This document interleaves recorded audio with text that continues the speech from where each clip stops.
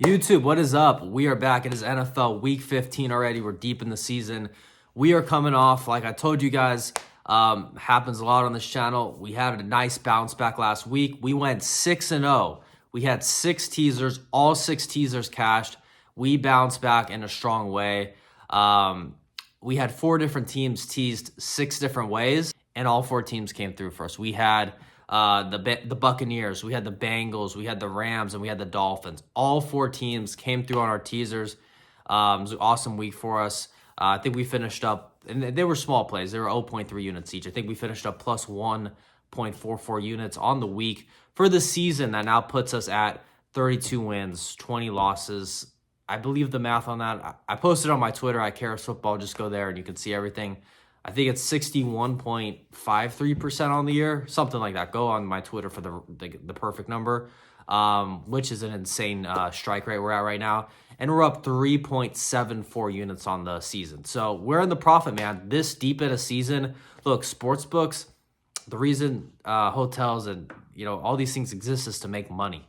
And to be profitable this deep in the season says we're doing something right. Most people that are betting are obviously losing, or else the casinos wouldn't be open. They wouldn't allow you to make bets. So the fact that we are up money just shows that we are doing something great this year, and let's hope to continue it this week. NFL Week 15, let's get into the plays. So our first play of the week, we are riding with, and I don't think I've done this year, but we are riding with an Eagles money line. What I'm saying I haven't done this year is just take a straight up money line.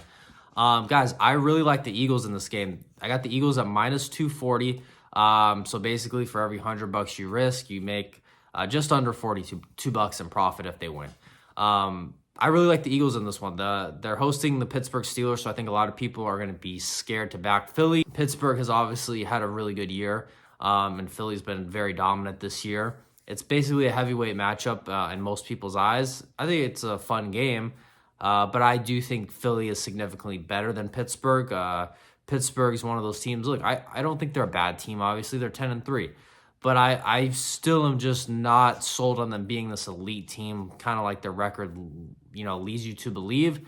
I do think at some point they're just, I'm not saying they're going to crumble against bad teams, but I think against that upper echelon, like Philly, Detroit, like the big dogs, I just don't think they're in that class per se.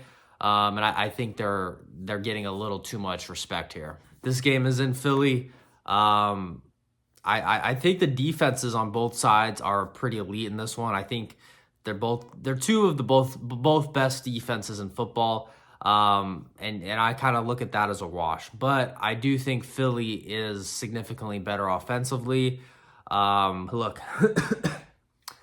I do think Russell Wilson has his moments where he's looked decent this year. He has not looked bad. He's looked pretty good. But he throws a lot of that success he has comes off of very low percentage deep balls.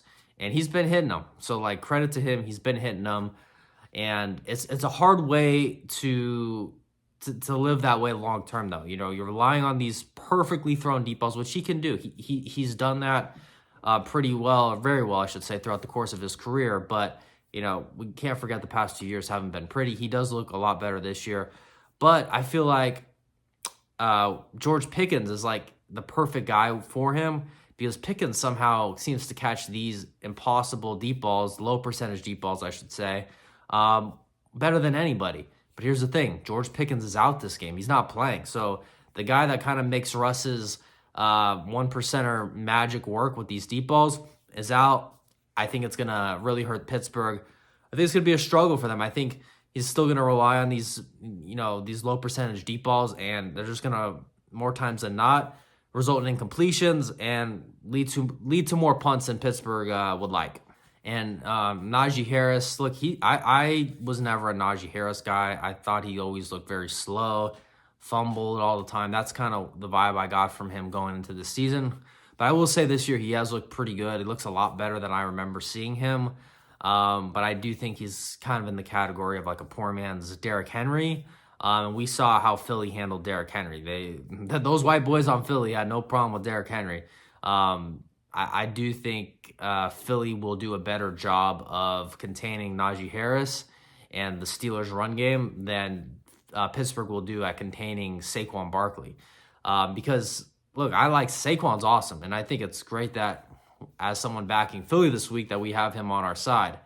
But what I really like is Philly's O-line, man. They're kind of like Detroit, where they just have bullies all over their O-line, and that's really how they're able to win these games. And I'm really betting on consistency over, like I said with Russ, this 1%, low percentage, I should say, deep balls that he hopes connects.